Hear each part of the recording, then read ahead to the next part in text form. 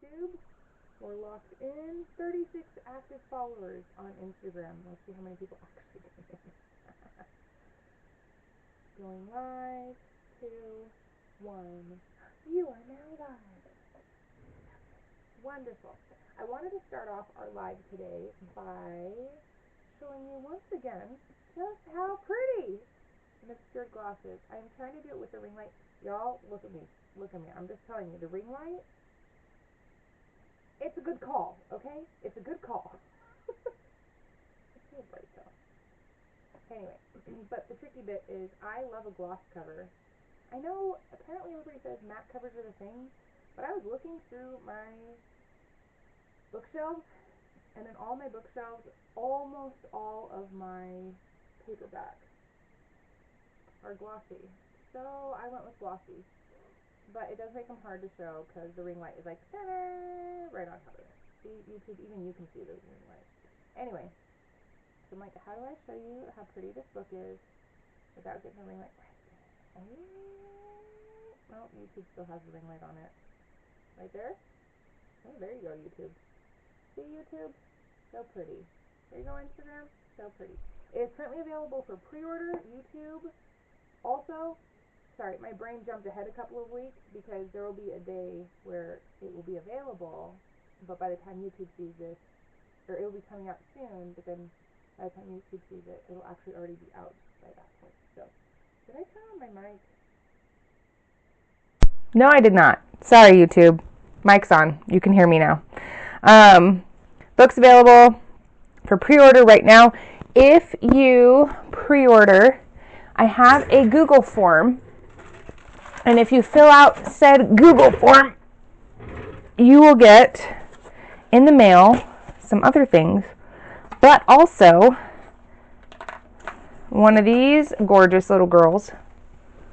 Again, the light is good, but sometimes it's not so good. It is a bookmark specifically for book 2. Even has a little picture of book 2 on it. Look how fancy I got. And it has the code down here that tells you how to figure out what the secret message of book 2 is. And yes, the secret message of book 2 goes along with the secret message of book 1. Excuse me. Sorry, I keep dropping this thing. Hopefully I'm not breaking it. Oh, look, it's got a little clippy thing. Where am I going to clip that? I don't know. Let's do this. Sorry. I'm going to try and open that and just stick that there. Perfect. All right. Shall we get started? I did actually have one question about, well, actually 2 questions. 2 questions about earlier chapters in the Change of Tide. So we're going to get to those first. And, well, one of them will answer in today's thing, and then one of them is actually going to be answered from earlier. So we'll start with the earlier one. Joe and Nellie, are they sisters? Yes, they are sisters. And yes, Nellie is kind of shorter and like a little, I wouldn't say stocky. I feel like stocky is the wrong word. But like, she is a surfer, so she is like a little ball of energy. And she's like this just like tiny packaged,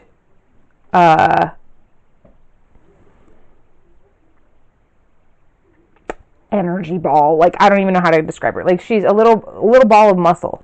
Ball, I still feel like is wrong. A little package of muscle. And then Joe, while also a surfer, is not competitive, and enjoys it as a pastime, but is not super intense about it. She's more concerned about like keeping her hair looking nice. So she's the one who, you know, puts on all of the like sun protection stuff on her hair because she doesn't want it getting bleached out, whereas Nellie does not give a rat's patootie as to what her hair looks like, and mostly keeps it just long enough to put in a ponytail so that she can keep it out of her face, but not super long because then it just becomes a nuisance. That was born, by the way, out of my own personal experience surfing. I spent part of my life in Hawaii. And I will never forget one time my friend Nellie and I went surfing, and my hairband broke. Like my hair, the thing I had in my hair broke, and I ate it on a wave, and then I came up and my hair was like, I had long hair, and it was all wrapped around my face, and I almost drowned. I'm probably being dramatic, but it felt like I almost drowned. So I was like, no, never again. And we went back to my house, and I was like, chop it off. And she literally just stuck it in a ponytail and then like chopped. We were done. That was it. I met Jake actually. I think I met him shortly after that. But anyway, fun times. So yes, and then Joe is kind of more long and lanky, and it's just one of those funny things about genetics. I feel like sometimes you have families where everybody basically looks like carbon copies of each other. We have family friends that dad is super tall and lanky, mom is not very tall, and their kids are like oldest, next, it's like oldest, next oldest, next oldest, or no, let's see, hold on. Oldest, next oldest, next oldest. Am I doing this right? I'm trying to think of their birth order. Hold, please.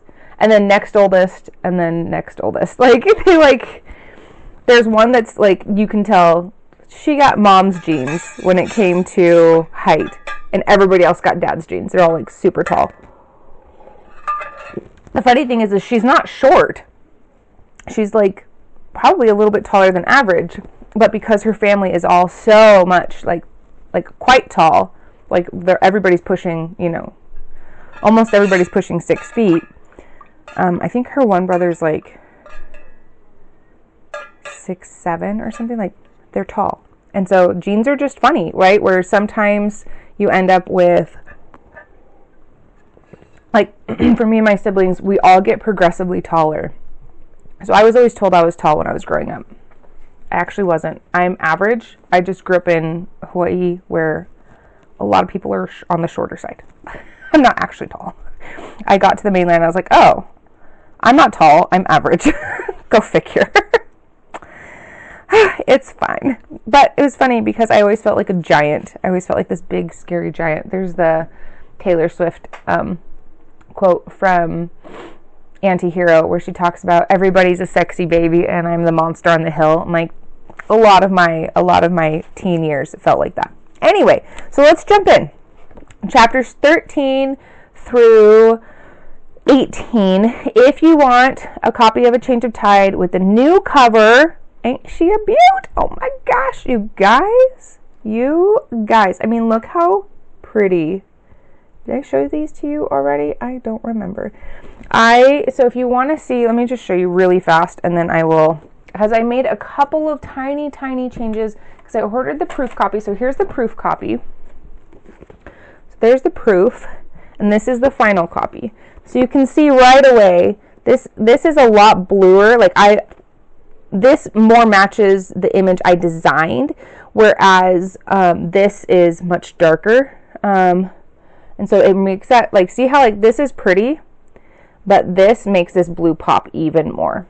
And so, and then you can really catch, like, this looks almost a little more silvery here, but here, those words look way more blue. I didn't actually change the color of the words. The only thing I changed on this cover, I did have to change on an obscured glass, like, when I lined them up, like, it sat, like, so the books were level, but the numbers sat like this, so, like, 1, 2, and so I did have to, like, mess with that a little bit, but literally the only thing I changed on this book was this. And then on the back I actually did, because this seemed giant, so I made it look a little more professional, a little bit smaller. This size, the text size matches A Change of an obscured glass, and so I added this little thing because I thought, like, looking fancy. And then it's got stay in touch, Instagram, YouTube, and then join the newsletter via the QR code inside, which is also updated because it turns out I had the wrong QR code in there, so I'm glad I checked, but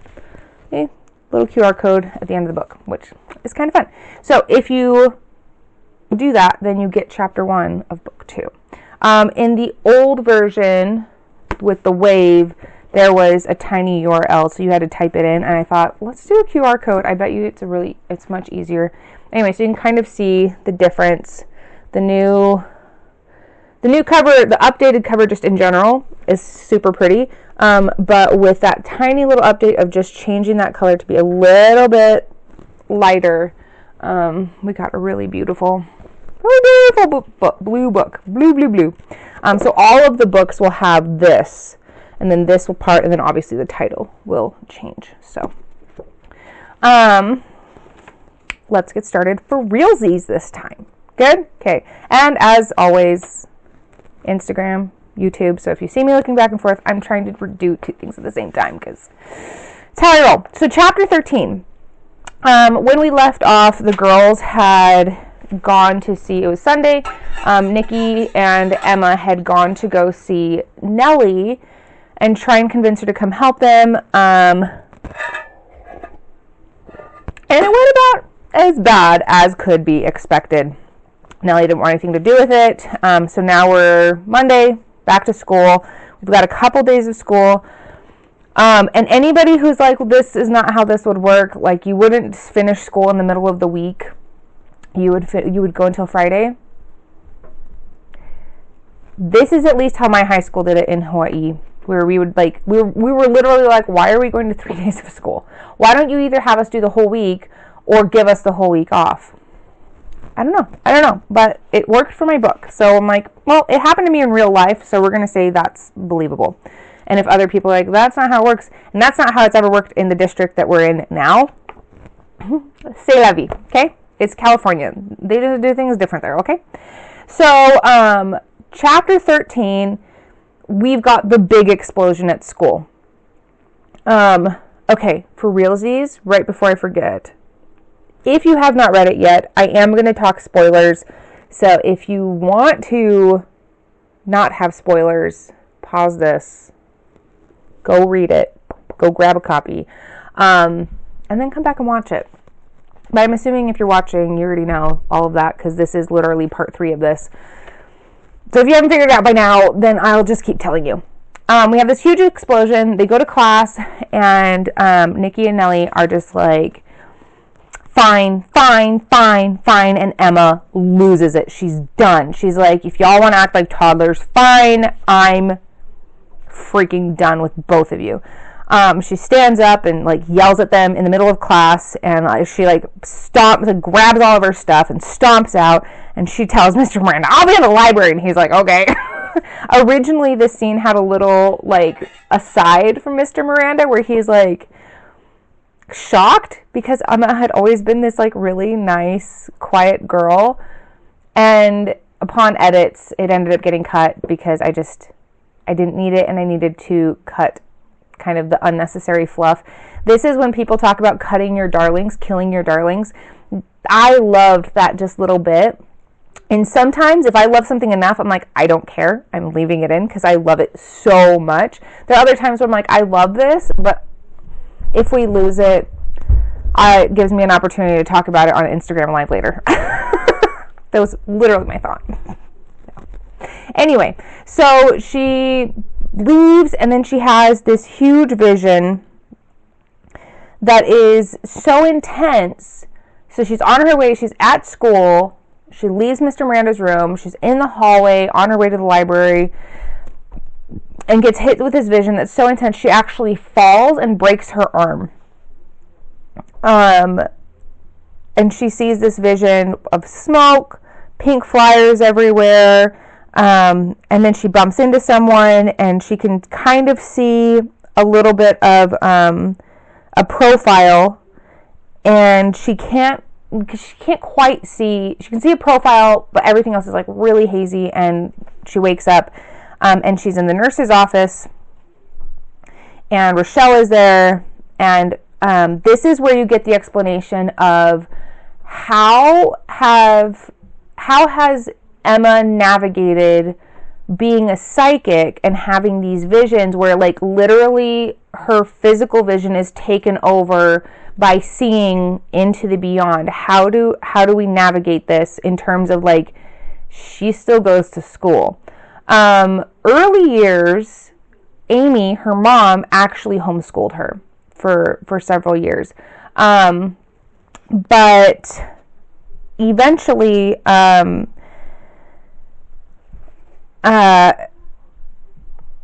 okay, let me just... You see, when Emma was younger, her visions used to overpower her regularly.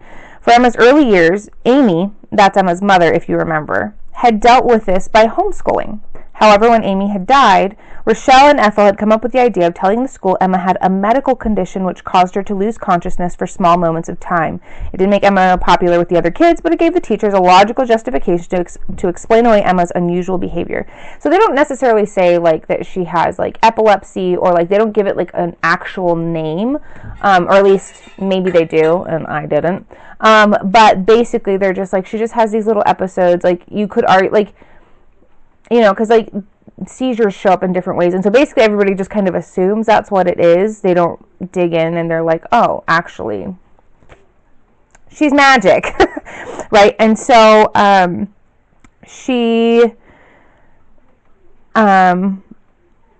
meets Nurse Albright. Nurse Albright has kind of been in some school districts, you will have a nurse that kind of bounces around. This is at least how it works in our current school district, where you have one or a couple of nurses, depending on how big the school district is, bounce around from school to school in terms of kind of covering schools. And Nurse Albright is kind of the one. So Emma's pretty lucky in terms of the fact that Nurse Albright happened to be there the day that she had this. It's almost like somebody wrote it that way or something. Anyway, so she breaks her arm, and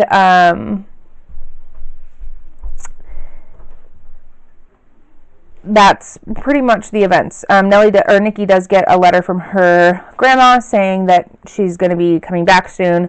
Grandma Kate has a tendency to kind of flit in and out of this book.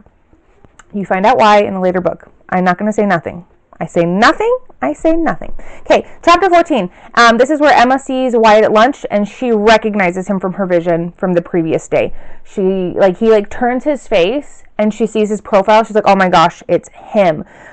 So Emma and Nikki are like talking about this, trying to like, oh my gosh, what are we going to do? Like, how are we, like, if we hadn't had what happened on Saturday, we probably maybe could have approached Nellie with this, but because of everything that happened on Saturday in chapter 12, we're probably not going to be able to actually talk to her about this, so what are we going to do? And so they're navigating some of that. Also, chapter 14 is also where we have Emma and Ethel discuss for the first time Emma's reading from chapter 3. Yeah. Excuse me. Sorry, I burped right into the microphone. I apologize. My 4-year-old practices his burping. He can burp on command. It's great. Okay. Chapter 14. This is where she discusses the reading for the first time. They kind of talk about it. We get mention Kate sees Emma's broken arm. Nikki asks if there's like anything she can do about it.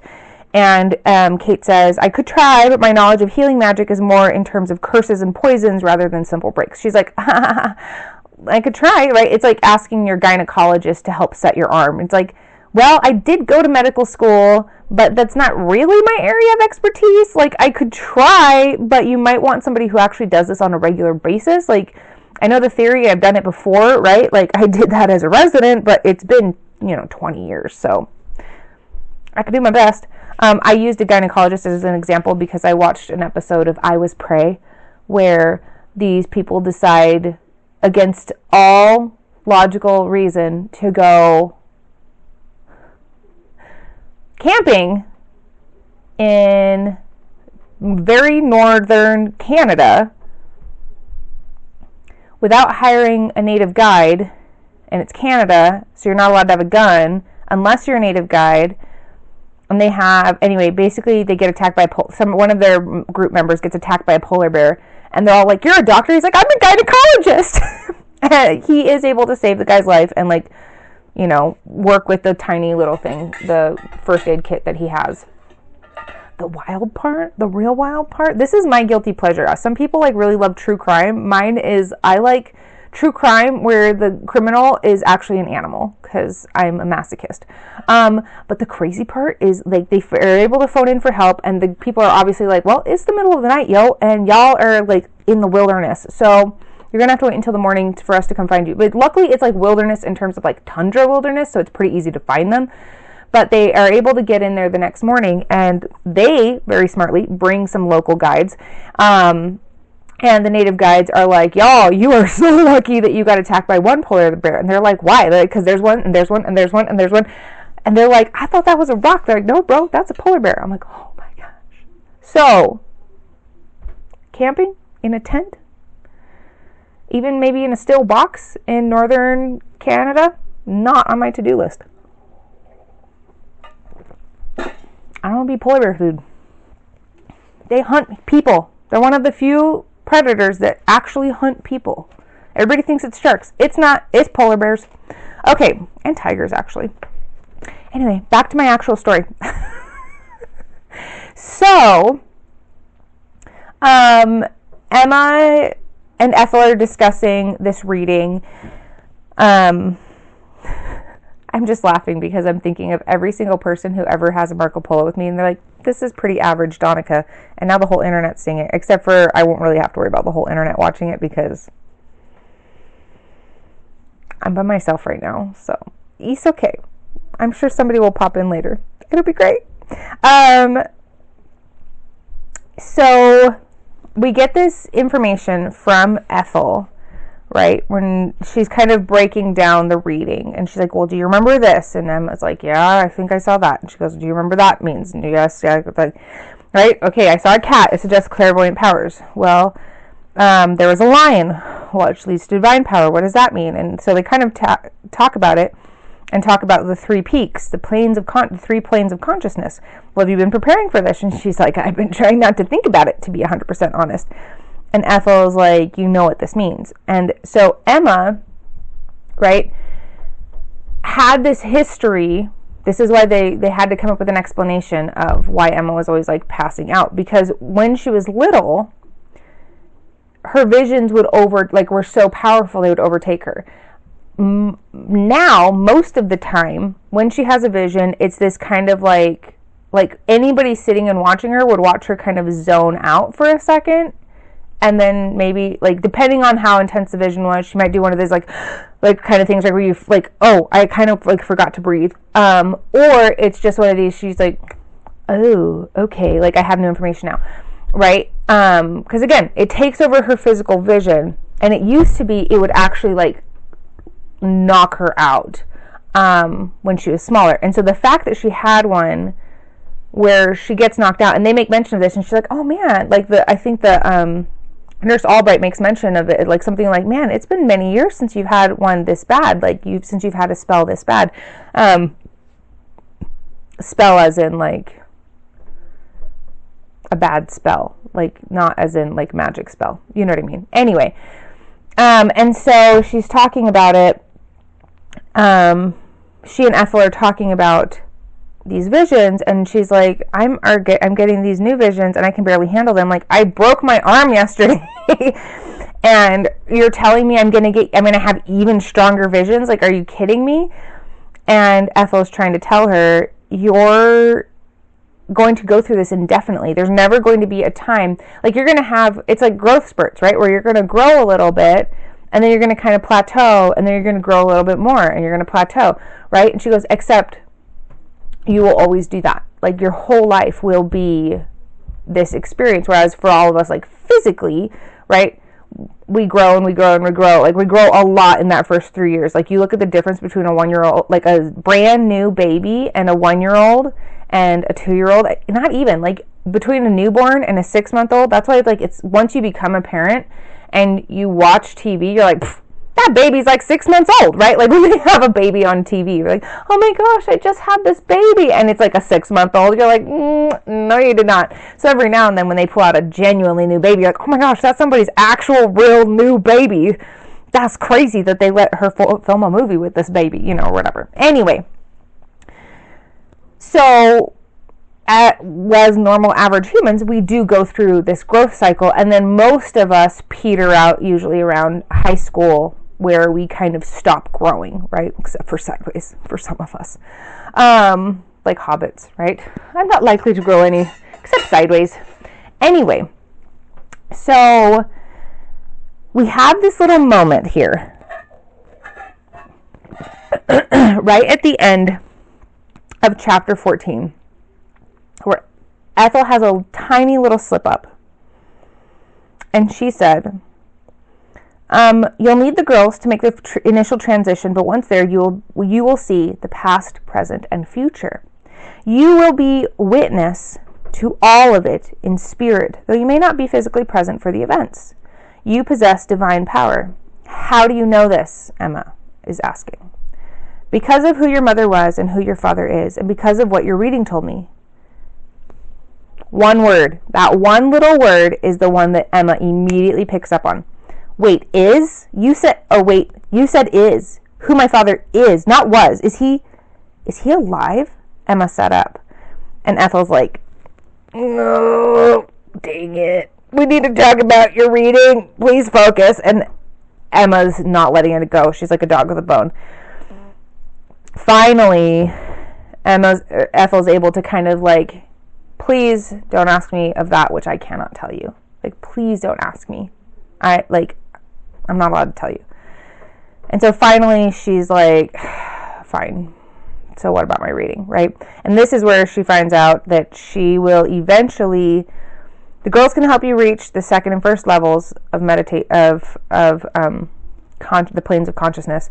But you'll need the girls, and but you could do that on your own if you meditate with enough diligence. You need the girls to reach all 3 levels simultaneously. And then Emma's like, wait, simultaneously? The lion meant divine power literally, right? And so we're kind of left with this. Emma obviously understands what that means. Ethel obviously understands what that means. And as a reader, we're like, hey, you want to let us know what that means? And as the writer, I'm going to tell you, you'll find out in a different book. You'll find out later, I promise. So we move on to chapter 15. Chapter 15 is a kind of a short one. It's the last day before school. The girls are trying to figure out a way to keep Wyatt away from the party. They're watching The Last Mohicans, which, fun fact, was what my homeroom teacher in high school would let us watch when we did not have like when it was like end of the year stuff, or like right before break, right, where it's like, he's like, if you've done all your work, you can come watch Last of the Mohicans, which, if you've never watched that movie, is so good. It was, well, it's been almost 20 years. I'm probably not going to get him in trouble. It was the only rated R movie I'd ever seen in school where I didn't have to have my parents sign a permission slip, which they would have, because it's Last of the Mohicans, and it's mostly rated R because it's a lot of violence. There's no swearing. There's one like make-out scene, but it's not very, comparatively to what they show on TV today, it's nothing. Mostly it's them hugging. So anyway, great movie, love it, highly recommend.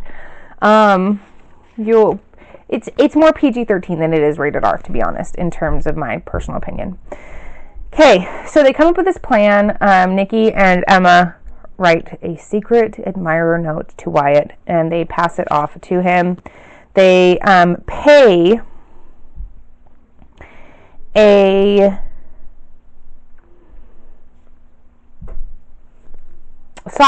sophomore to deliver it to him. And it's this high stakes Mission Impossible moment. The girls are like feeling like, oh my gosh, it's so much stress. Really, in reality, when it actually happens, it's like the kid walks up, he's like, hey, this is for you. And Wyatt's like, okay, and like sticks it in his pocket. That's the end. Like, that's the end of it, right? He does read it at some point because Nellie makes mention of it, that Wyatt mentions it to her. And she's kind of annoyed by it because she's like, I really hope somebody, like, I hope that whoever sent this isn't just trying to be mean and, like, trying to, like, set him up. It better not be a mean joke. And she's like,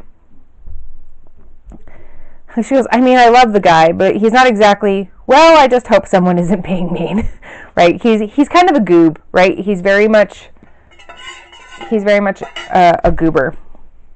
Okay. We've got a little moment where this is another one of my favorite moments, okay? Andy, Nellie's ex-boyfriend that we meet in chapter 1, calls her up and she's like, oh my gosh, like, leave me alone, stop bugging me, right? She said, you want me because you can't have me. When you had me, you didn't want me. I'm done with your lies. I'm done with your cheating. I'm done with your constant partying. You don't want a girlfriend. You want a designated driver. We're done. Please stop calling me or I'll tell my dad. Andy scoffed. Wow, you're going to run to daddy? He laughed. What's he going to do? This is one of my favorite deliveries. This is one of my favorite lines. Well, Nellie said, he knows the best shark dives and has access to a boat. Use your imagination. She hung up and blocked his number. She's like, I'm done. I am done. Good girl. So if you ever need a line, I don't know if they'll work in, like, landlocked areas, but, like, substitute vicious predator spot. Use it. Go for it. He knows the best grizzly bear spots. And he owns a car. Use your imagination. Okay. So, we also get the answer. One of the big questions I had in early editions of the book, and this wasn't just from other readers. This was also like I had heard other readers ask this, and I was like, yeah, that's a good question. I don't know. Like, I had kind of played with the idea of, like, well, I don't know. Like, why can't they? The big question was, why can't the mentors who are adults with magic, who know what to do, who are well trained, go and just take care of this for them? Like, why are we not sending Gabby to go and, like, save these kids from the burning bonfire vision thing? Like, why are we sending Emma, who has no active magic to speak of, right? In terms of, like, she has very passive magic in terms of she can see things, she can talk to dead people, but she can't cast spells, she can't levitate things, she can't make fireballs come from her hands or control water or, like, freezing powers. Like, she has no active power. So aside from calling 911 so the firefighters can come, like, what's she gonna do, right? And then we have Nikki, which is nice because she's chock full of active powers as a witch. She has a lot of active powers, which is really fun. But she's brand spanking new. She's not very well trained. Why are we sending these two, right? That's always, like, the classic question of all young adult fantasy. I think this is one of those things that we're like, willing suspension of disbelief, right? Like, we're just willing to, like, whatever. It's a young adult fantasy book. We know some 16-year-olds got to save the world. We get it, okay? But there's always a little bit of a question of, like, where are all the adults, right? Like, and sometimes, something like Hunger Games, they're like, well, all the adults are actually the ones causing the problems in this one. So we actually get an answer here. Nikki says, I wish you and Gabby could just go, Nikki mumbled. I just don't feel ready. Kate sighed and squeezed Nikki's shoulder. Unfortunately, because of the nature of psychics and visions, if any of us were to go where we had not been seen, we could greatly alter things, but not necessarily for the better. Kate smiled sadly. I wish we could go and stop this and keep you girls safe. Part of being magical is allowing magic to guide you, and part of being a mentor is guiding your charge, not taking their tasks upon yourself, no matter how much you might wish to. And so I kind of wanted to play this, hey Brittany, I just saw your name. I kind of wanted to play this as like kind of like a parenting thing, in the sense of sometimes your kids have to go through trials and you can't do it for them. They have to be the one to do it. And it's necessary in order for them to grow properly and to function properly and to develop properly and to build actual genuine self-esteem, is to conquer, you know, whatever challenge this is. And you can't do it for them as much as you want to, right? Like when my kids are sick, like Ginny was in the hospital a couple of years ago with a super bad kidney infection. And as much as I was like, oh man, like I wish I could just like snatch this out of your body and stick it into mine so you didn't have to go through this, I wasn't physically capable of doing that. Now obviously magic, so it's a little bit different, right? But kind of that experience of like, sometimes the important part of being a mentor or a parent, right, is recognizing when your kid does have to go through something, and you can just give them as many tools as you possibly can and guide them and give them as much advice as you possibly can, but ultimately they're the one who has to go through whatever it is. And so that's kind of where I settled on in terms of the question of like, why can't the adults just handle this? We will find out in the later chapter that we're going to talk about today that answer is not good enough for Margaret. So chapter 16, this is the big one. This is where it hits the fan. This is the double chapter. So we actually have 2 days. Every chapter up until this is 1 day per chapter. That was just kind of the way the books organized themselves as I was writing. And so I was like, okay, we're doing it. But chapter 16 is actually a 2-day chapter. So we have Thursday, December 20th and Friday, the 21st. So we kind of, because the chapter takes place over the course, it's like day and then into evening and then like midnight, 1 o'clock, 2 o'clock, you know, and then the day. So we technically go over that timeline and hit the next day. So this is where we have the bonfire, which one of the questions I was asked was like, what happens at the bonfire? Like, she's like, my cousin was talking to me about this, and she's like, so does like the house catch fire? And I talk about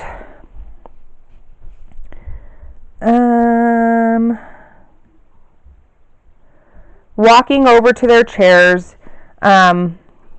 Maybe somebody should have done a better job like explaining. But the idea is that there's the house and there's like the backyard and then there's the bonfire like kind of further away from the house. Specifically because the parents were like, teenagers can get a little wild. I don't want my house getting caught on fire. So they have it a little ways down the Oh, I told my kids not to come grab me unless somebody's bleeding.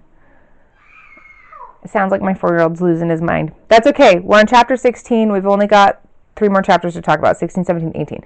So we're going to try and go quick, I promise. It's supposed to feel kind of chaotic. It's supposed to feel like you're not really sure what's going on. Once the bonfire actually gets like majorly out of hand, so we've got the earthquake happening, and so they're at the bonfire. They're eating marshmallows and s'mores, and like Nikki gets to the point where she's like, if I never see this marshmallow, another marshmallow for the rest of my life, that will be too soon, because these are like, I've eaten so many, like I can't anymore. And then there's this big earthquake. The bonfire starts to kind of go down. Nikki's like, good, I'm gonna help it. And then we have this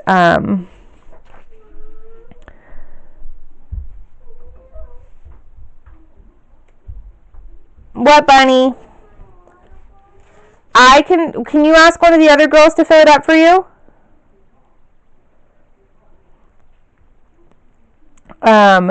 So we kind of have 2 things happening at the same time. We've got Nikki and Emma at the bonfire, and the bonfire, like I said, it's supposed to feel kind of chaotic. It's supposed to feel like you're not really sure what's going on, because you're getting character experience here in terms of like, they don't know, right? They're seeing snippets. They're not really sure what's happening.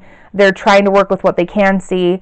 And then on the other side of the story, you have Nellie, who's just chilling at home, doing her own thing, and she has this very first experience of actual active powers outside of just like, as she calls it, turning into a fish. And so she's freaking out over that. And we have Emma trying, and Nikki passes out. And then the next thing we know, we're in the hospital. And Nikki's more or less okay. She's got some, her throat's sounding kind of yucky. She breathed in some smoke, but overall, magic actually is helping her heal quite quickly. We have this sweet moment between Margaret and Nikki, where she just tells her she loves her, and she kind of had this little moment of like almost losing her, and so she's feeling kind of tender, as moms do.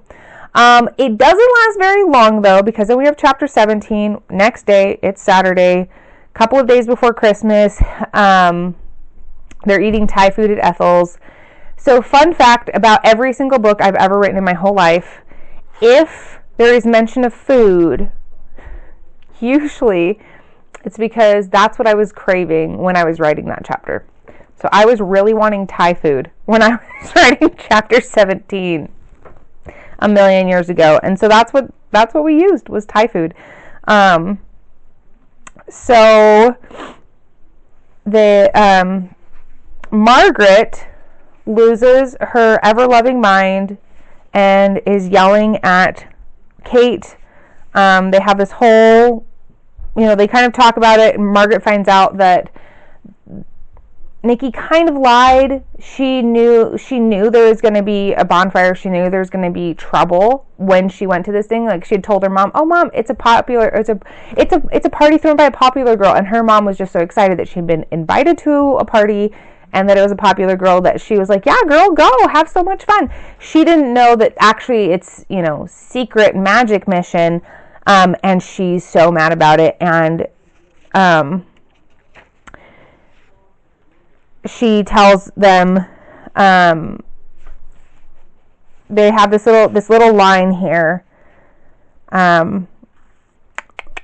where it says, "We need to figure out what happened." Where is it?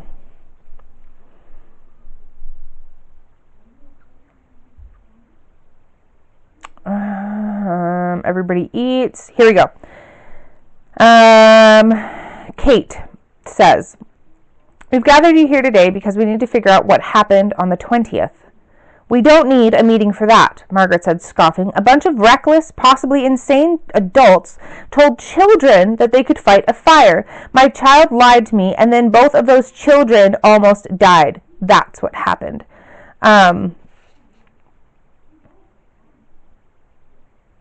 And so they have this big argument. Nikki magically shuts up her mom. Things change. There's a little thing that talks about, there's a little note that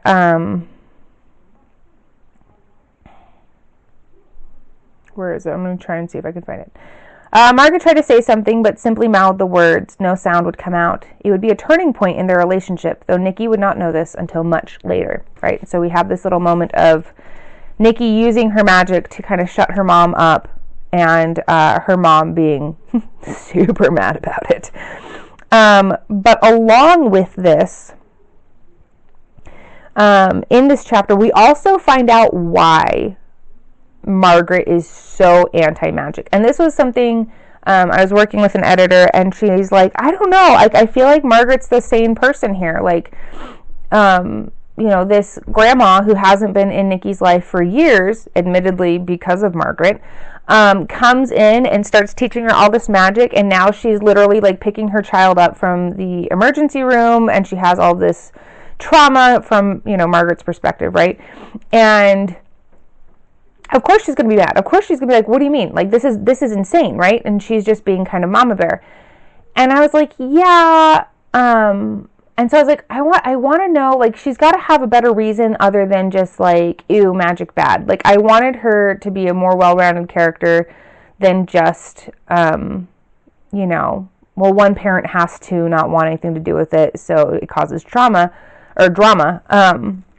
So I started, anytime I hit a point where I'm like, well, I don't know. Usually this is when I do what I call like behind the scenes writing. So sometimes behind the scenes writing will actually come into the story like it does here. And sometimes behind the scenes writing will either never enter the story, or we will present an issue here that will get answered and addressed in another book. So that's usually one of the three ways things work in terms of behind the scenes writing. This was one where it did end up actually making it into the book, because I was like, I feel like the people are going to want to know this. And we find out about early on in in Margaret and Rand's marriage, right? Nikki's parents. Nikki was very little. She had not yet begun showing magical signs while her dad was around, so he hadn't really thought any of it. He was like, well, maybe she just didn't get any. And it just so happens that Kate is visiting, you know, grandma's coming, her mother-in-law's coming to stay with her while they're stationed in, you know, wherever. And they take little baby Nikki. She's like, I think she's like 18 months old. About 2 years old, yeah. And they take her to the zoo, and they have like this lovely day, and her mom goes in to put her down for her nap, and they're in their front room folding laundry, chatting, you know, just hanging out. When they hear strange noise and she starts crying, they go in, and Nikki had summoned a snake into her room, and she'd summoned a black mamba, which, if you don't know, is, I believe, the world's most poisonous snake. If not, it's like top 3. Like, it's very, very up there. Incredibly, not poisonous, venomous. I can hear my 6-year-old. It's not poisonous, Mom. It's venomous. He's very particular about things. But it's a very, very venomous snake. Super, super toxic. And luckily, Kate was able to get in there, make the snake disappear magically, and heal Nikki, again, magically, because her magic specializes, her healing magic, right, like we talked about earlier, specializes in poisons and curses. And venoms and poisons, Gabby makes mention, venoms and poisons are magically treated similarly, and naturally occurring venoms, like that in snakes, are not magic resistant, so it's very easy to heal. So which is great. It healed her. Nikki's fine, but it broke down. It was a very traumatic way to find out that, oh, by the way, your mother-in-law is magic. Oh, and your husband, he's also magic. Oh, and your child that you just had is also magic. Also, there's this whole hidden magical world that we haven't talked to you about, despite the fact that you've been part of our family for, you know, however many years. They had been married at that point. And so it was very traumatic, and Margaret doesn't really deal with it. She just kind of like, okay, well, this is obviously dangerous. I love you. You're not going to use your magic anymore. And we are stripping our daughter of her powers because this isn't safe. And initially, Rand was like, you know what? I'm in the military. I'm gone a lot. It's not fair for you to have to try and deal with raising a magical child while I'm not here to like help with that for a lot of that. So I agree. We're going to bind her powers. It'll keep her safe. It'll keep the secret safe, right? Because then she's not accidentally like, you know, summoning donuts in the middle of class. Anyway, so he agrees with her, and then basically the second Cam is born, they bind his powers. But we get to see why all of that is so important, and why Margaret is so like, no. Because from the second it was introduced to her, it was introduced in a very, very dangerous way where it almost killed her very brand new baby. Well, she's not a brand new baby. She's 2, right? But when you're a mom, it doesn't matter. That's still your baby, and it doesn't matter if she's 2 or brand new. Like, your instinct is to protect, and so she's like, nope, this is bad. It's evil. I don't want any part of it. And so we kind of see a little softening in terms of in terms of Nikki to Margaret, to kind of see, okay, well, I understand why my mom feels this way, right? She's wrong, right? Because she doesn't see the whole picture, because Nikki's seeing the magical, good side of magic. and Margaret's only ever been exposed to this one moment that was really traumatic and scary. So in chapter 18, we get Emma just being totally bombarded with visions, like to the point where like she ends up passing out. She's just like can't catch a breath. Like it's like just hitting her wave after wave. Like it's literally, if you haven't figured out by chapter 18, right? Every time right here. Every time there's the italicized text, that's a vision. I try to be very sparing in terms of using it to create like emphasis other than like in speech, because I want it visually to be like, oh, there's a vision. So we have like regular text, italicized, regular text, italicized, regular text, italicized. And so it's just like bam, bam, bam in terms of these visions. She's just getting totally hammered, to the point where she ends up passing out, and Rochelle comes in and just sees her laying in her bed and thinks that she's taking a nap. And she's like, well, she's,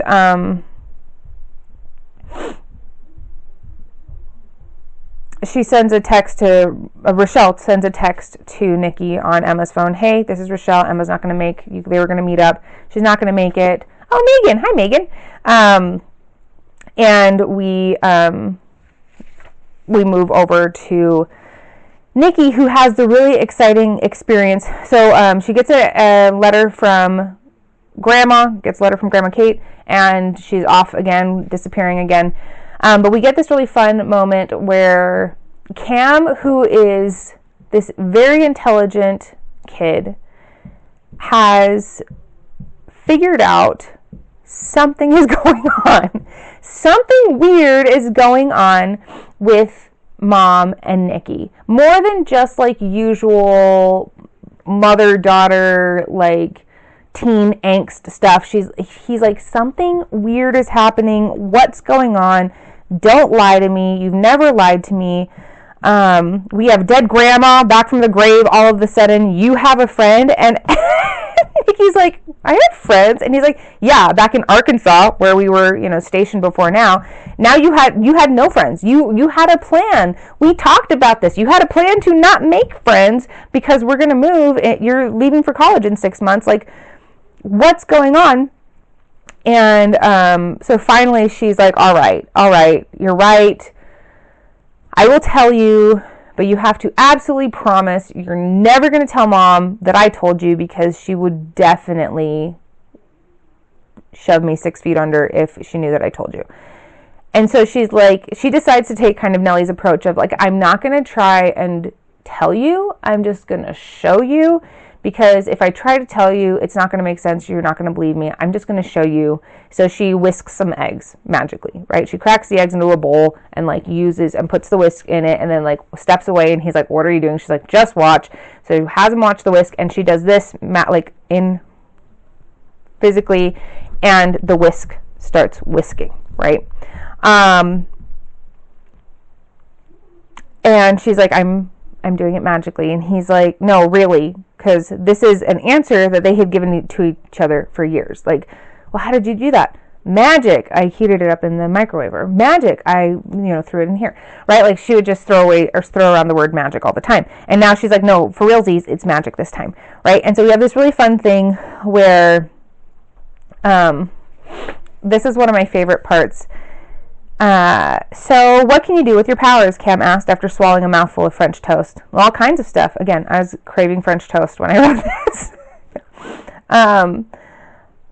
All kinds of stuff, Nikki said, cutting her own piece. I mean, I think I can do all kinds of stuff. I need to get trained by Grandma Kate, which is another reason why Mom doesn't like her. Why? Cam asked. Mom says she wants me to be normal, Nikki said. Yeah, right. You're a weirdo even without your powers, Cam said, grinning. Right?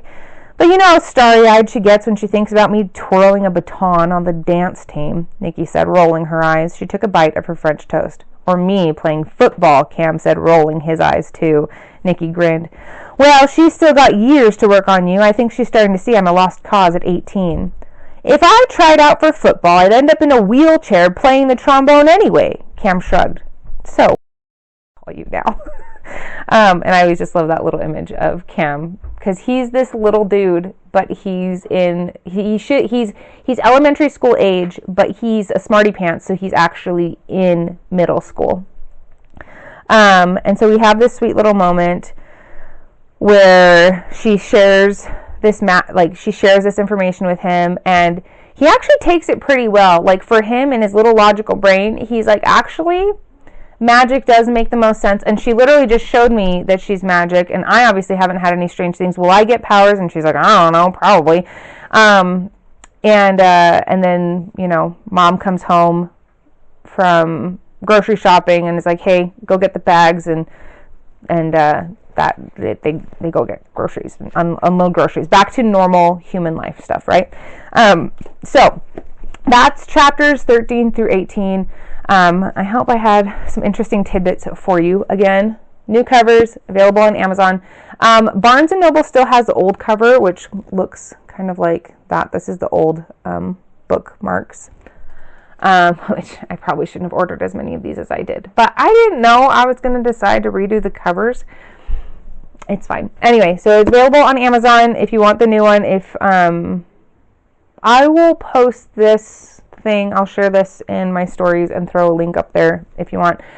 Book 2, that is book 1 proof copy. Book 2, An Obscured Glass, is available for pre-order on Barnes & Noble. I am currently trying to get my Barnes & Noble updated with the new copy or new cover, but it's proving more difficult than I thought, which is why I keep pushing people to Amazon, because it's all ready to go. Like, I ordered this from Amazon, so it will look literally just like this.